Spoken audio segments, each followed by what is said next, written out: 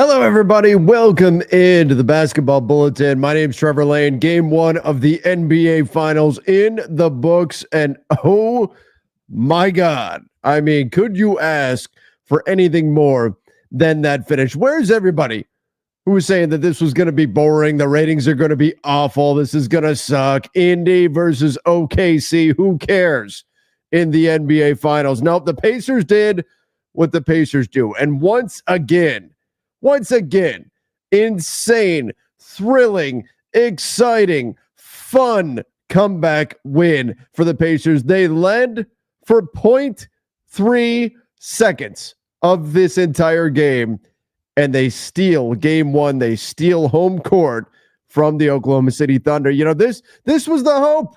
The way this game played out, this was the hope going in, that if this was going to be a series, and I picked Thunder in 5.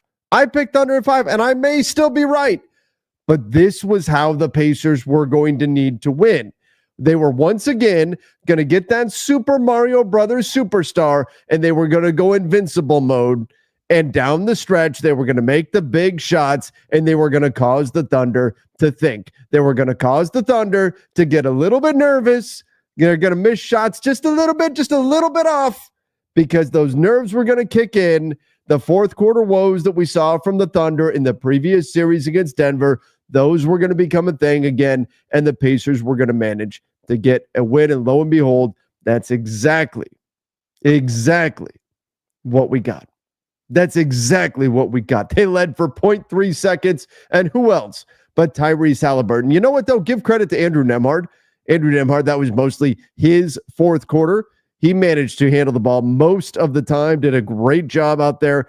6 assists, 14 points. You know what? The turnovers were a big problem for the Pacers in the first half. This game, by the way, this is how the Thunder win.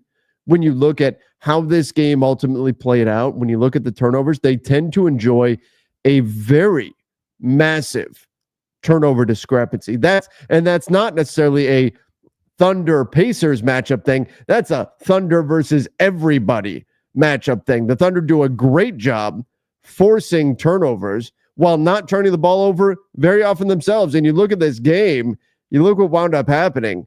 24 turnovers for the Indiana Pacers. Do you know how hard it is to win an NBA game and turn a ball over 24 times, especially when your opponent turns it over 6 times?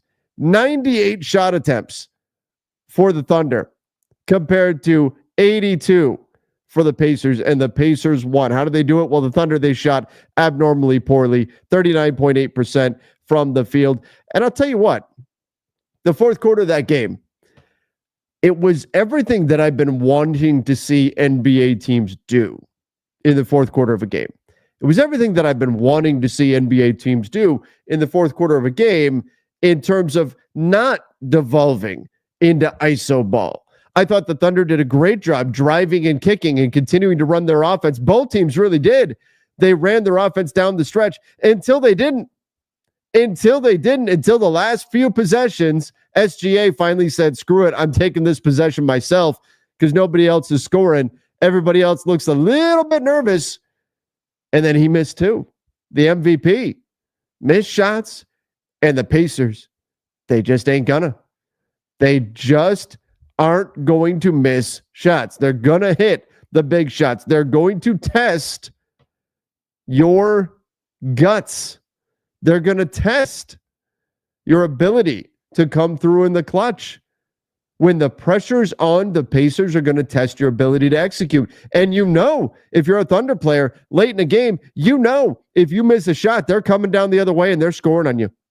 They're coming down the other way and they are scoring on you. And that's what we saw. The Thunder, they did a decent job getting to the free throw line in the fourth quarter.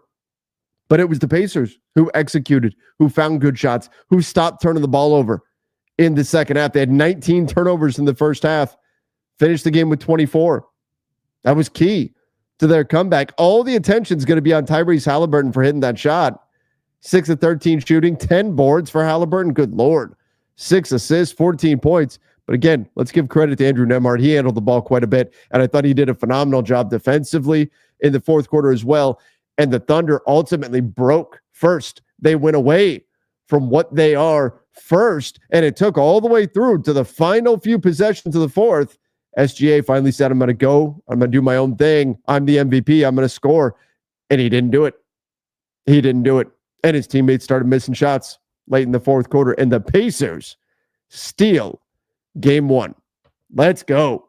We've got a series, ladies and gentlemen. By the way, if you're joining here, you're over on the Basketball Bulletin. Hit the subscribe button if you haven't done so yet. Donnie Freeman and I are bringing you NBA goodness all throughout the season and off season. A lot of stuff to talk about. All right, let me get into some of your questions, some of your comments coming in. DJ said, what the Hallie? Right? Are we at a point where we just say, team of destiny?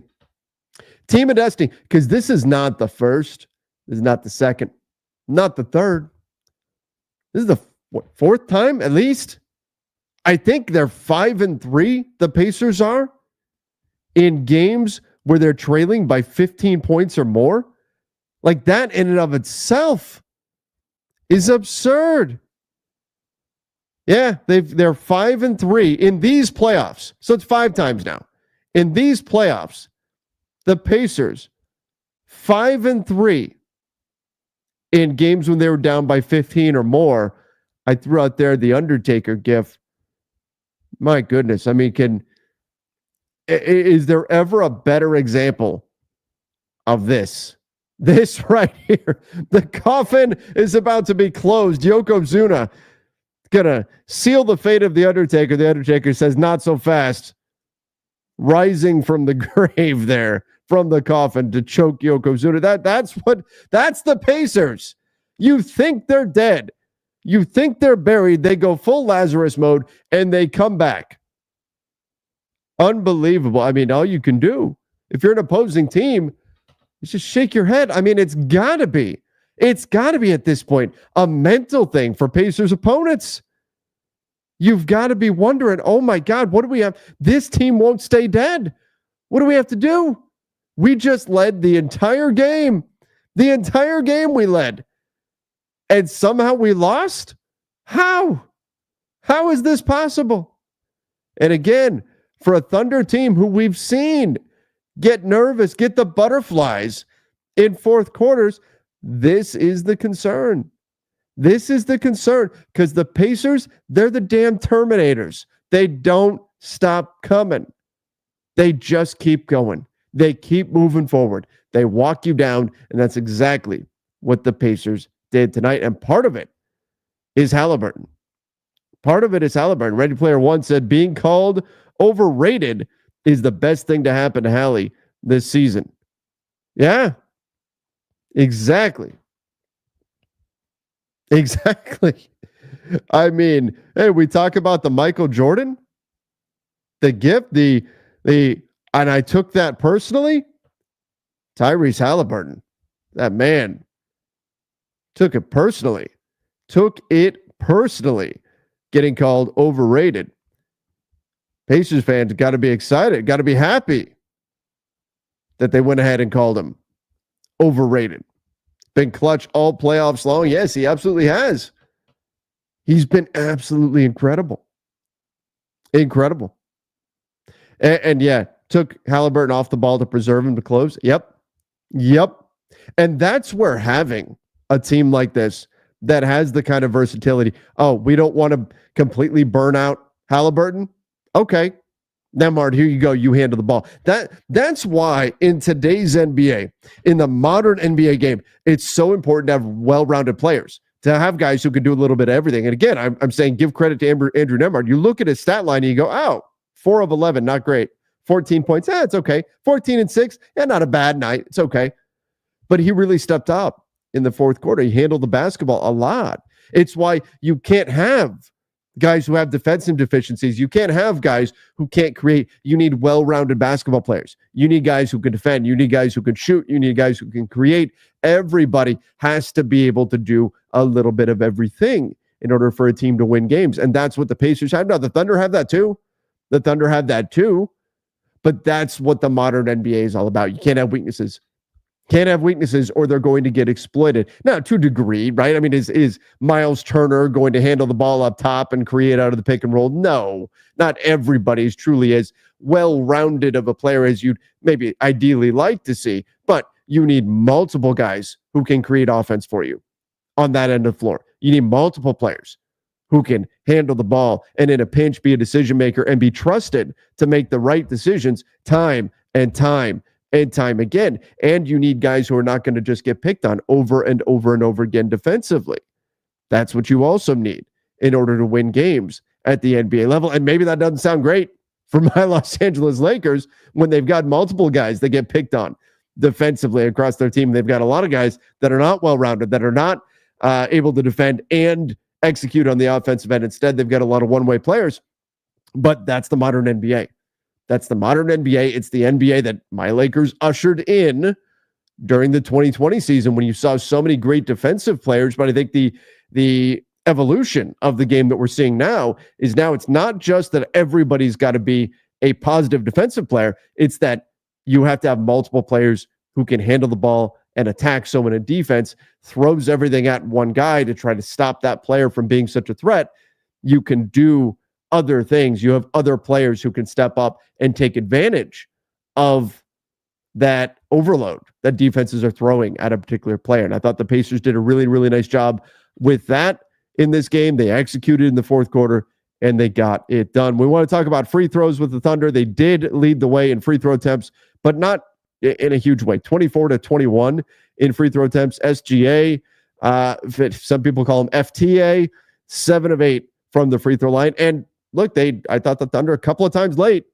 SGA got to the line. Jalen Williams got to the line. They did what they needed to do there, but they still just could not hit enough shots in the half court. They couldn't hit enough shots in the half court. And I thought I was going to come on here and give the Thunder credit for continuing to execute throughout the game, for continuing to run their offense and not devolve into ISO ball. And then they did it the last couple of possessions. They flipped to ISO play when they weren't scoring by attacking, by running high pick and roll, by getting into the paint, driving, kicking open shots, and guys were just not knocking them down. I was ready to give the Thunder a lot of credit for that. And I still think they deserve credit because one of the worst things you can see is when a team is up a decent amount and then they go into run out the clock mode late, then they completely abandon all their offensive principles in a effort to try to just run the clock. It's one of my pet peeves in the NBA, and I thought the Thunder did a nice job not falling into that trap, but they still didn't hit shots. And give the Pacers defense credit that they did a really nice job forcing the Thunder into tough shots. And then on the other end, their offense kept scoring, and you could see the Thunder just tighten up a little bit because they knew if they missed a shot, the Pacers were not going to coming down the other way. Final score in the fourth quarter, by the way, 35-25. What a run by Indy against the best defense in the NBA. The best defense in the NBA, not particularly close, and Indy makes this run. Again, final score 111-110. I predicted Thunder in 5 going into this while hoping that we get a 7-game series. This result is a step towards getting that long series. I still think the Thunder are going to win the series. I'll be honest. I've been picking against the Pacers the entire time. I have a lot more respect for the team now, though, than I did going into the playoffs. I think what they're doing is incredible. And I do wonder at this point, is it destiny? Is it fate? Is there the unseen hand guiding the Pacers through this postseason? But I still think the Thunder are the better team. But if the Pacers are going to find a way, this is how they're going to do it. This is it. The Thunder tighten up late in games, and no lead is safe against this Indiana Pacers side. No lead is safe. All right, let's see what else we've got here. Aiden said, huge credit to Miles Turner. He played fantastic offensively and defensively down the stretch. He really did. Contesting at the rim. Thought that was phenomenal to see. I thought he did a great job as well, just being aggressive and physical. I'll tell you what, I couldn't help but think. And look, I'm old. Let me preface this by saying I'm old. So watching this game in the fourth quarter, watching the final, 6-7 minutes of this game, I couldn't help but think back to Street Fighter 2 Turbo. And some of you will have no idea what I'm talking about.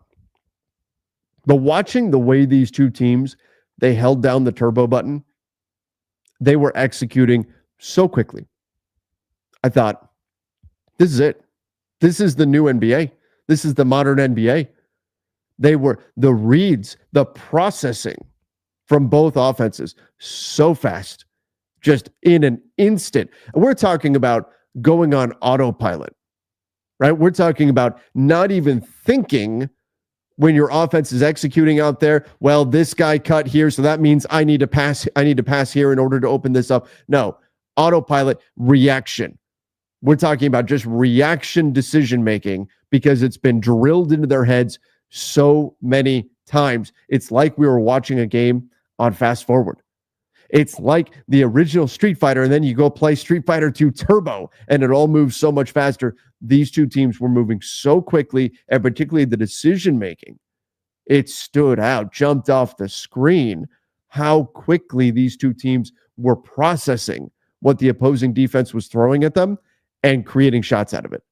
It was incredible. Incredible to watch the way these two teams were executing on the offensive end and the sheer processing speed that both are making. We talk about a lot at the NFL level with the processing speed of quarterbacks and how quickly they have to make decisions. A little different in the NBA because in the NFL, you're getting crushed by a 350-pound dude if you don't make a decision quick enough. But I thought the decision-making, the processing speed for both these teams was amazing. It was absolutely amazing in the fourth quarter of this game. It's so important that teams are able to do that. All right, let's go here. Arun said, imagine the Lakers losing like this in finals game 1. I'd be in a coma, right? Right? Also, Trev, why no live stream on playback? Watched it elsewhere and it felt sus. I'll do some for the rest of the finals. I will. But yeah, I didn't do playback on this one. I had some conflicts in my schedule, so I didn't wind up doing it on this one, but I will do it for the remainder of the finals. We'll do those. So I'm excited about doing those and everything, and I really wanted to do it, but yeah. Nemhard has a really quick touch pass from the paint for a 3. Yep, absolutely does. By the way, Arun, appreciate the super chat. Thank you. And everybody who, again, joining me live right now, if you have not subscribed to the Basketball Bulletin, hit that subscribe button over on YouTube. Is this right? I haven't dug into all of the advanced stats and such. The Thunder had a 96.4% win probability with 2 minutes and 52 seconds left. How many fist pumps did Adam Silver do at the conclusion of this game? Not that he cares which team wins or loses, but Adam Silver was on TV. Was it this morning? It was being asked about the finals and whether or not they cared that it was 2 small markets and all that, and saying they were so excited because of the parity that's being created. And again, echoing, I've been talking about this for the last couple of years, that the new CBA is structured specifically to create this, to create a system where there is parity, where the difference between the number 1 seed and the number, say 10 seed in any conference is not as great as it used to be, where more teams feel like they have a shot, where runs like this become more possible. But Adam Silver has had to hear for the last week? Oh my God, you guys must be so depressed. You must be so sad that these 2 small market teams are in the finals. Your ratings are going to be terrible. You've got to be so upset about this. And Adam Silver is saying, no. We need a transition period here. It's going to take time for people to start to think of the NBA Finals as must-see TV, to start to think of the NBA Finals about not worrying so much about who the team is that's involved, but trusting that it's the best teams that are getting through, that you're going to see exciting basketball, and you're tuning in, not necessarily because you're a fan of the Thunder, you're a fan of the Pacers, but because it's the NBA Finals. That's a very Super Bowl-esque vibe. That's what Adam Silver wants. And this game 1, this is exactly what he wanted, right? He got exactly what he wanted. Doesn't matter if you're a Thunder fan, Pacers fan of neither. It does not matter. Does not matter. You got a hell of a basketball game. And that's what people are going to tune in for. I believe he referenced, it was the Steelers, and I forget the other team that he used, saying these are smaller markets. The Steelers are a historic franchise, but still, there's a big difference because the NFL is the NFL and the Super Bowl is the Super Bowl. And culturally, there's a lot behind that where people will out of habit, they will tune in, they will watch that. But Adam Silver's talking about why we have to make that a thing for the NBA as well, and understand that in a league that's now built around parity with a collective bargaining agreement that is built to create parity, we're going to have to make the finals more must-see TV and normalize the idea that you don't have to be a fan of either of the teams that's playing, but you could still watch it. You would still watch it. It's still appointment viewing because it is the NBA finals. So again, if that is the goal of the NBA, and it does appear based on what Adam Silver has said, that that is indeed the goal of the league, this is exactly what the NBA wanted. This is it. This is exactly what they wanted. All right, let's see what else we've got going on in here.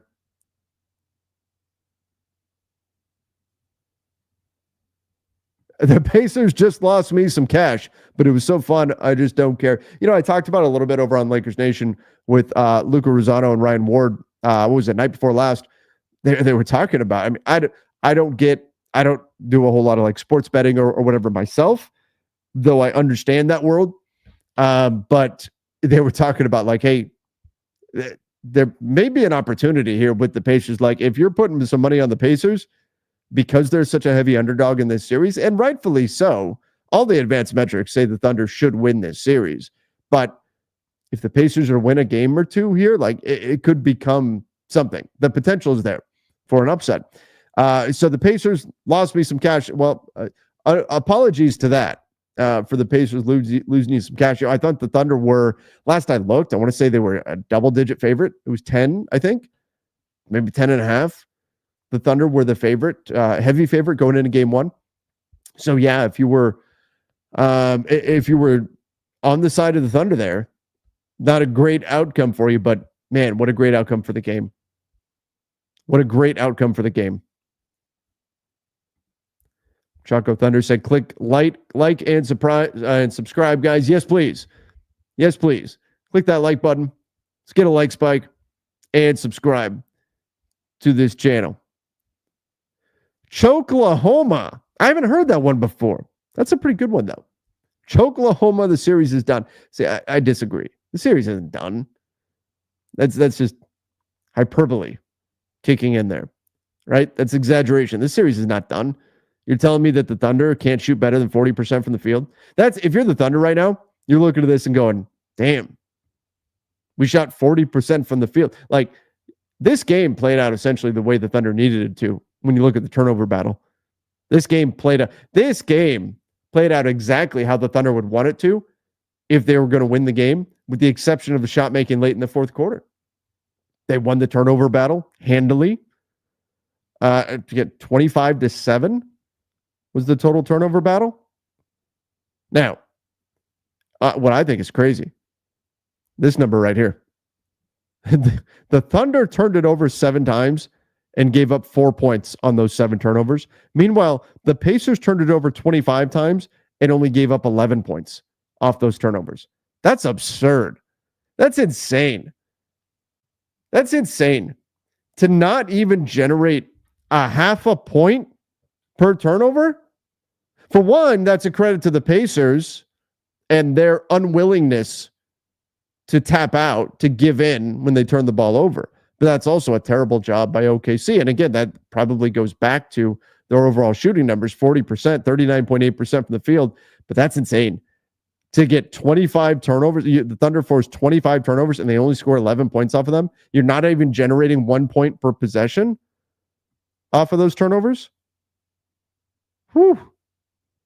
That's unbelievable. You 25 turnovers and you lost the fast break points battle 10-11. The Thunder are going to look at this game, and this is why the Thunder are not done. Thunder are going to look at this game and say, oh my God, we had so many opportunities to take this game.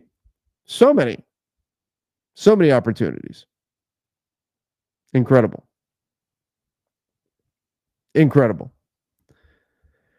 You look at the threes, 7 more threes made by the Pacers. 7 more threes. So yeah, when we look at Choco Thunder, 21 points from the Pacers from deep. It's a big part of this. 46% from 3. That'll go a long way towards making up for that turnover discrepancy. And we saw there.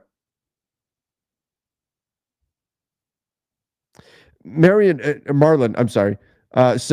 Dillard said, why there's no NBA Finals logo on the floor and on the uniforms, right? That's the overall presentation of this game. Not to be too snobbish or anything like that. That was a little bit disappointing. Where's the Finals logo? Where's all of that you wanted to see to feel like this is a Finals game? Where was that feel that this is a special thing that you're witnessing? That was one area that I thought the NBA, for all the fist pumps that Adam Silver's doing right now, that was something that I thought needed to be more prominent at the very least. Sure, there was some Finals branding and all that, the backing uniforms, but there needed to be a bit more, I thought, particularly on the court. Although, as I recall, there were reports that the big Finals trophy on the floor, that decal was causing issues on the court in years past, but still. Christian said, Trev, this is destiny. The Pacers are really going to shock the world. Hats off to Rick Carlisle, a damn good head coach. He really is. He really is. He's an incredible head coach, has been for a long time. And it's good to see him getting the kind of recognition that he is now. He's done a phenomenal job. You look at the things these Pacers are running, and it's fantastic to see. He's a brilliant head coach, and he deserves, just as we're going to give credit to Halliburton, just as we're going to give credit to Miles Turner, to Andrew Nembhard, to Obi Toppin. I mean, Obi Toppin, 17 points off the bench. That's massive for the Pacers. Rick Carlisle deserves a lot of credit as well. SGA was 14 of 30 shooting. They would crucify Kobe for shooting that much. Yeah, I mean, I think as polarizing as SGA has become, especially with all the free throw merchant stuff, Kobe had way more detractors. Kobe had a lot of people who were going to run out there and say everything they could negative about him. And so if Kobe took 30 shots, yeah, they'd be complaining about it. But here's the thing, like 14 for 30, that's not bad. That's not bad. Was that 45%? Something like that? Like that, even better? That's not bad. I think if you're the Thunder, you're happy with the efficiency. 38 points, 14 to 30 shooting. You could say, did he take too many shots? It would be different if he was 10 of 30. If he was 10 of 30, that's different. But 14 of 30, 7 of 8 at the line, 2 turnovers, now only 3 assists. But you could say, well, how many times did he create open looks for other guys and they just didn't knock down the shots? That happened a decent amount. I mean, Cason Wallace, he started in 0 for 3. By the way, let's give some credit to Lou Dort. 4 steals, 2 blocks, and had one of the defensive plays of the playoffs on that late game verticality block. Whew. Talk about perfect timing. Talk about perfect execution. Live, I went, how is that not a foul? And you go back and you watch the replay. It was, oh my, he executed that perfectly. I mean, complete verticality with straight up, absorbs contact, blocks the shot. It was incredible. What a defensive play from Lou Dort.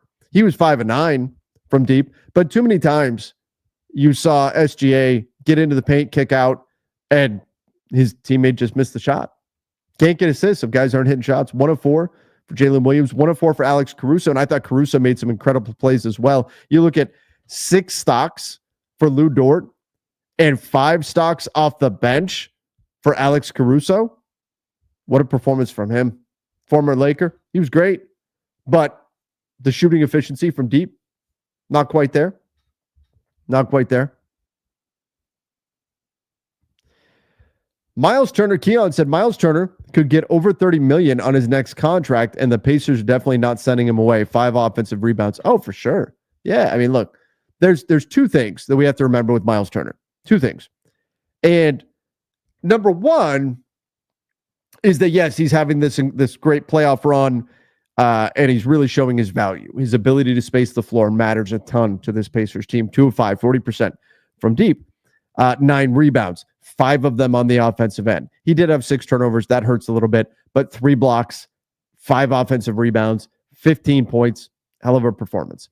And he's proven to be a modern big in today's NBA. He's just versatile enough to where he can be a key cog in the Pacers' defensive scheme, both on the perimeter and at the rim, as well as on the boards.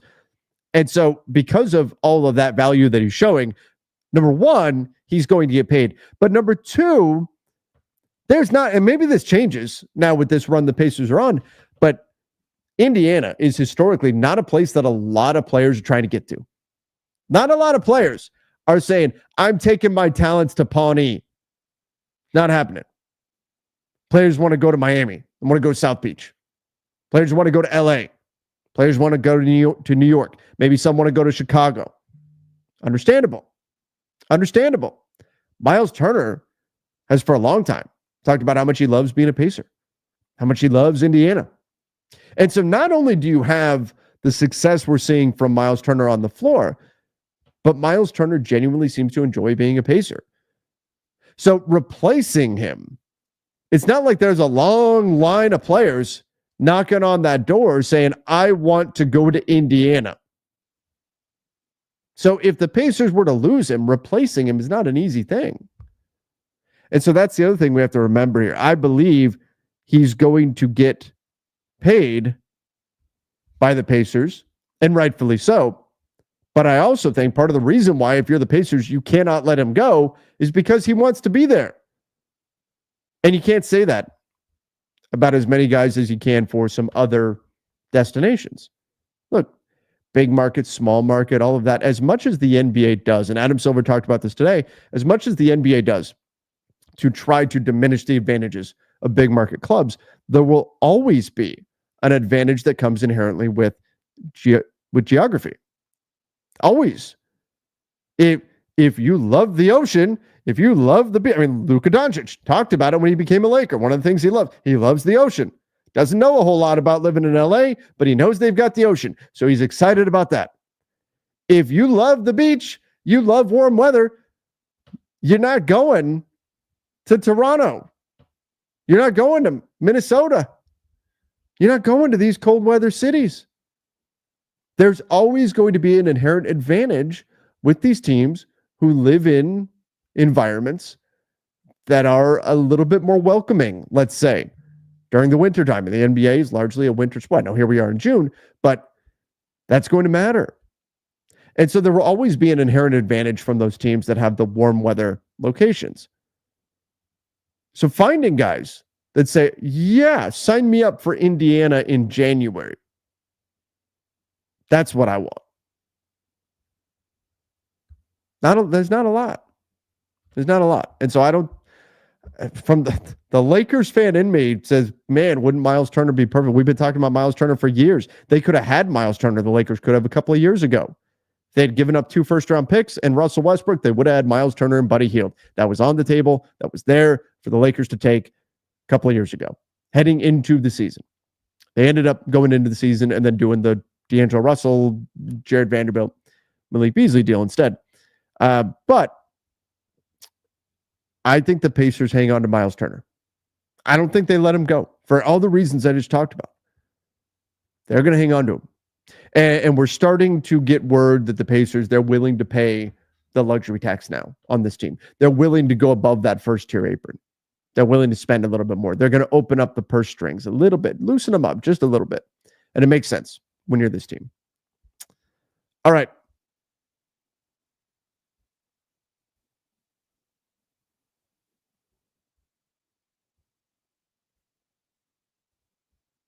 Royce Peters said players are going to go where they get paid now, so they won't be going to big cities anymore because they can't get paid. Yeah, I mean, that'll be part of the realities of the new CBA as well. And that's the goal, is to make it so that teams, and that's not specifically just a big city thing. That's more of a ownership thing. So that if you get what the NBA did with the new collective bargaining agreement is they made it so spending too much money negatively impacts not just your wallet, but instead negatively impacts your ability to actually build out the rest of your team. And what we're seeing stylistically in the NBA with the way the game is being played, we now have a league where depth is more important than ever. I talked about it at the top of the show. how important versatility is for all these players, the ability to play multiple facets of the game. Guys have to be able to play on the offensive end, defense. They have to be able to shoot. They have to be able to pass. They have to be able to do all these different things. They have to be well-rounded basketball players. But now we've got an NBA where depth is more important than ever because of that, because players have to be well-rounded, because weak links can be targeted over and over and over again stylistically with the way the game's played. But what that also means is that when we're looking at a collective bargaining agreement that takes aim at teams that try to just continue to spend by attacking their ability to put together a cohesive roster around their higher priced talent, that's where suddenly these smaller market teams have more opportunities because teams are having to make very difficult decisions. We're going to see the Boston Celtics blow up their team this summer. Well, blow up maybe a little bit too strong, but they're going to have to make some difficult decisions with some players that they would not like to lose. They're going to have to make difficult decisions. We saw it this past summer. The Warriors parted ways with Klay Thompson because they wanted to? No, not because they wanted to, because the new CBA. Paul George with the Clippers. Did they want to lose Paul George? No. And under the old CBA, they don't. But the Clippers looked at the new rules and went, damn, this is going to hurt if we pay Paul George what he wants. We're better off letting him go. Talent gets redistributed. Kentavious Caldwell-Pope with the Nuggets. Do they want to lose him? No. But the new collective bargaining agreement makes it so punitive to hang on to these guys. It makes it so difficult to actually have depth on your roster that once your team starts taking these role players and moving them to that next level, it's why a pipeline of young players is so important on cost-controlled contracts. You've got to have those kind of guys coming in. The NBA, the new system, has made it so it's so difficult to keep a team together and all the core pieces together. So it's not just about big cities. This is about attacking or diminishing the impact of these owners who have wallets that are so deep, pockets that are so deep that fines mean nothing to them. And specifically, I'm talking about Steve Ballmer. A fine to him means nothing. He's got infinite money. So how do you stop a team like that with an owner like that who does not care how much you fine him? You've got to negatively impact their ability to actually put a team together then, because that's something they do care about. And so that's what we're seeing in the new collective bargaining agreement. So it's not just a big city thing. It's to try to level the playing field when it comes to ownership as well. But there is a market advantage here that's inherent with what we're talking about too. There is a big market, small market thing. It tries to bring everybody to an even playing field, for better or worse. I mean, look, I think dynasties are dead in the NBA. They've legislated them out of existence, but dynasties historically have drawn very, very well in terms of eyeballs. People want to tune in to see greatness. So I think you can make an argument that what the NBA is doing right now isn't even necessarily the right thing. It's not necessarily what they should be doing, but they look at the NFL model and they say, we want that. And we'll find out if that's the correct decision or not. Yeah, exactly. Exactly. As Sean said, now you have to have an elite farm system to create cheap and effective players. 100%. 100%. That's it exactly. You have to have a pipeline of young players coming in. People say, I said it out there, I said it on X yesterday, said dynasties are dead. People said, how can you say that when look at the Thunder? Look at how many draft picks they've got. Look at how set they are. Yeah, maybe.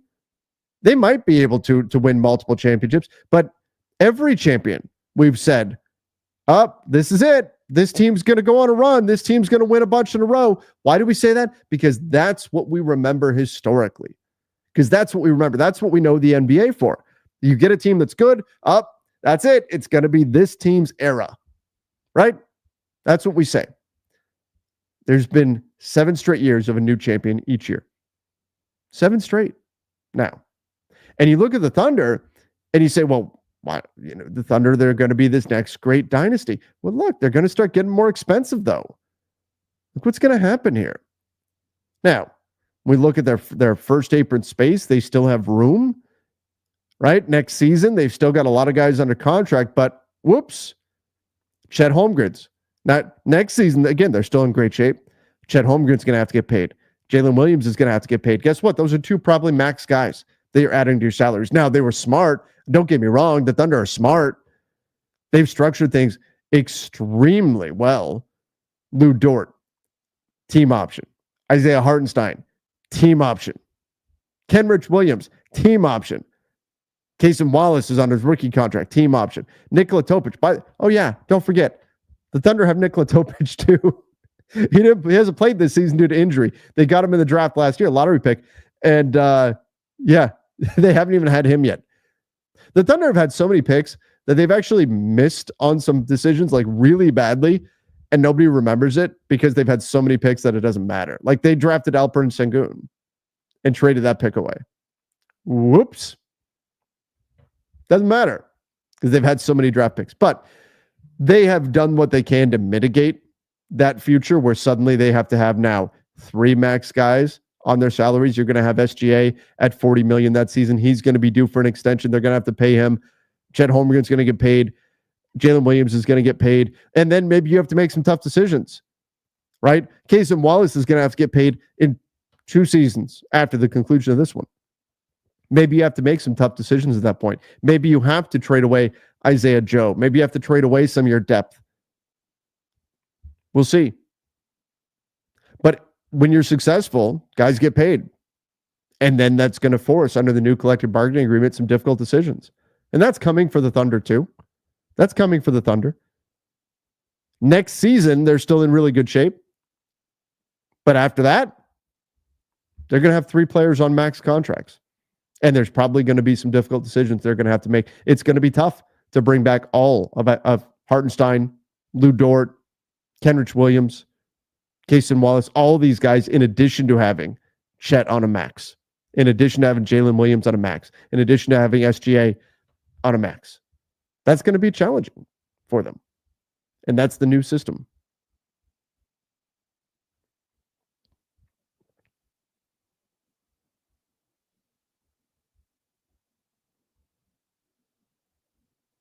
The Thunder got Caruso for Giddey. They did. They did a nice job with that trade. They absolutely did. They did a really nice job with that one. And look, I think that's a trade where you can even say the Bulls are happy with the result of it.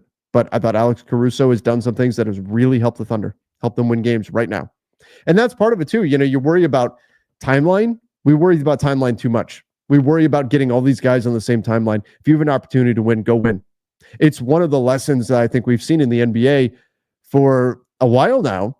It's that if you have an opportunity to win, go do it. Doesn't matter how young your team is or how determined you are. Oh, we're gonna get all these guys on the same timeline and we're gonna have a decade. We're gonna have a decade to win multiple championships. No. If you have a shot to win, go win. Go win. Nothing is given. Nothing. The Thunder in, what was it, 2011, 2012, I think it was. The Thunder get to the finals. Everybody said, oh, bummer, they didn't win. The Miami Heat won. Well, it's okay. It's okay. The Thunder will be back. That was it. That was their only shot. Nothing is for sure. You have a chance to win, go win. You can't worry so much about every guy needs to be 25 years old on your roster. It's not going to happen. And then even if you do pull it off, and I think the Thunder have actually come fairly close to pulling it off, but even if you do, eventually these guys are going to need to get paid. Probably not going to be able to keep them all anyway. It's the way it goes.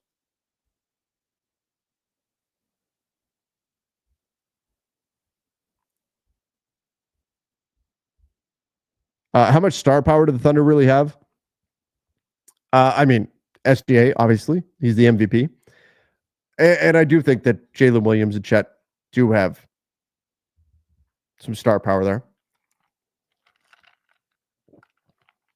But part of what the Thunder, what makes them so great right now, and I know this is coming off of a loss, but it's that they've got so many guys that fit their system, fit what it is they want to do. They're a team. I mean, how ridiculous is it that you've got, defensively, SGA is a very good defender. But on the perimeter, not only do you have SGA, Alex Caruso is one of the best perimeter defenders of this generation. You also have Cason Wallace, who's an absurd defender in his own right. Oh, you also have Lou Dort, who is another insane defender. They just send waves of defense at you. And that's part of it. It's not how much star power we think of stars as these guys that are going to take and make all these difficult shots, these big hero plays. The Thunder as a unit become greater than the sum of their parts because they're able to hit that level that, frankly, nobody else can hit defensively. Should OKC go for Giannis, giving all of these role players max-like contracts in a few years? I think it becomes more likely if they wind up losing the finals. If they win, they're just going to keep this team together. You shouldn't break up a team that just won the championship. And I still think the Thunder are going to win. That's my belief.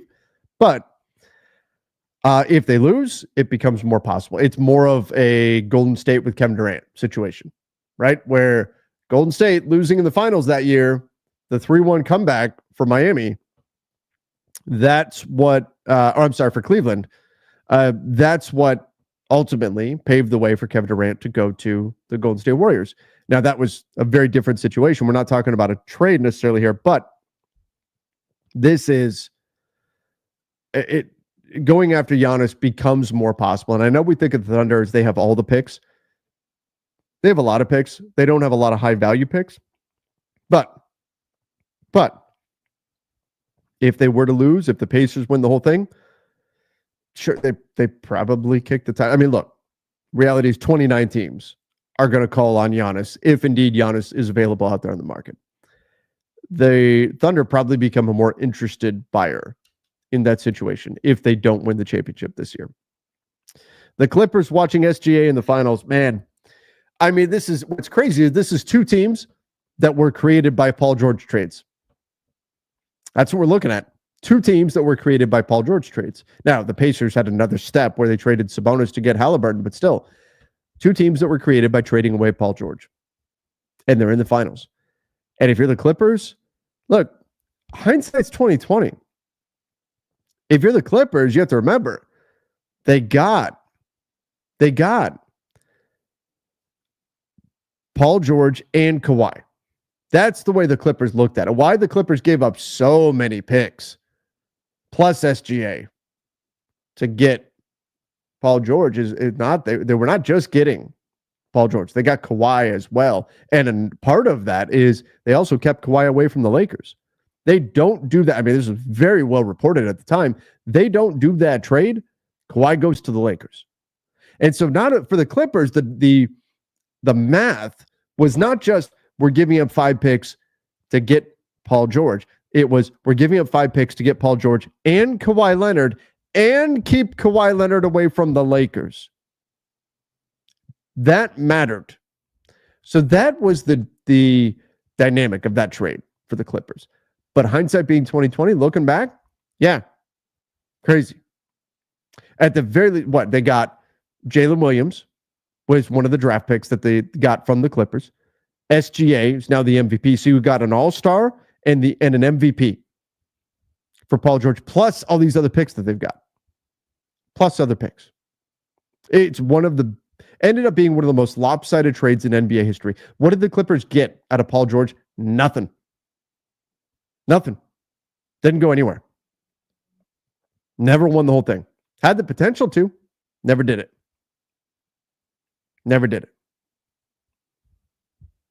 And again, hindsight 2020, I think the Clippers would do the same thing. I think they would make that move again. Didn't go their way, though.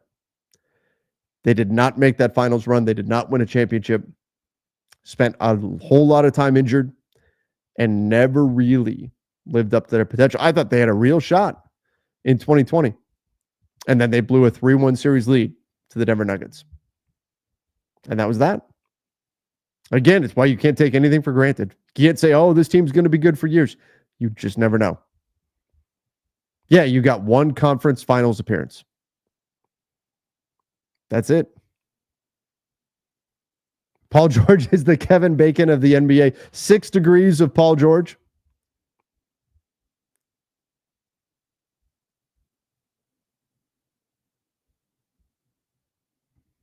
This finals run is the cherry on top.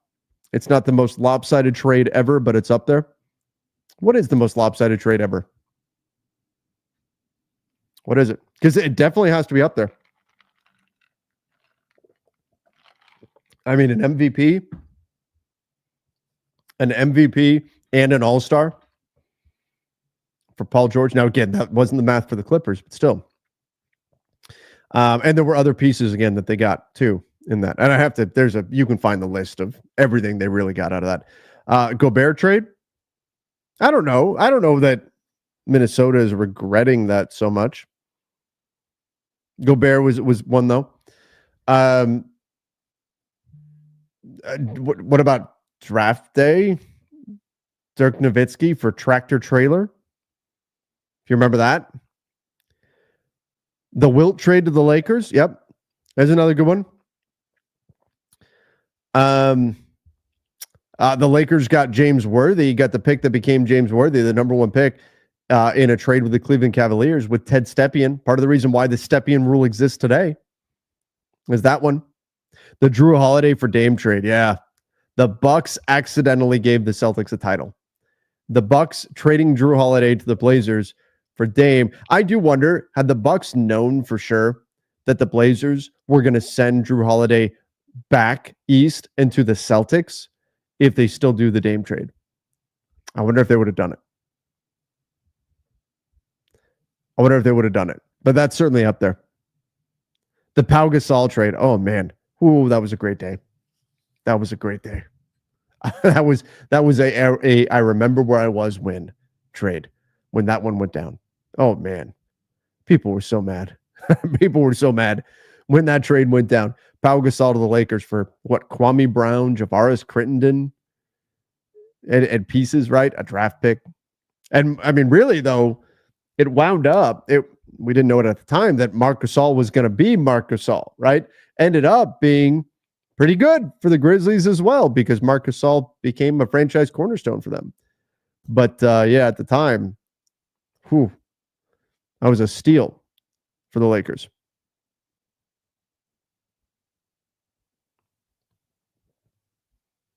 Kareem to the Lakers. Yep. Another lopsided one. All right, everybody. Again, apologies for not being live during the game, doing the play-by-play. We'll do it from here on out for the finals games. Be live during these. We'll be over on playback as well as I'll put it here on the basketball bulletin as well. But happy to see y'all here. Was glad to be able to jump on and talk about this game for a little bit. Went longer than I intended to. I thought, hey, I'll jump on for 20, 25 minutes. Here we are. It's been an hour. But appreciate all of you for jumping in. Everybody that's been so supportive of the basketball bulletin, of this endeavor. Thank you all for being here. If you haven't done so yet, please make sure you do subscribe to the channel. Turn on those notifications as well. You guys are all awesome. Who are we going to master lock? Oh, good question. God, I haven't done a master lock of the night in too long. Who do we master lock from this game? I think I master lock the haters. I think that's the biggest thing. Everybody running around crying about ratings and saying, oh, these are two small market teams. It's not going to be any fun. I'm not even going to watch. They all got master locked. They all got master locked by this game. 100%. They all got master locked. All right, everybody. Thank you very much for joining tonight. Appreciate all of you. Till next time. See ya and stay safe.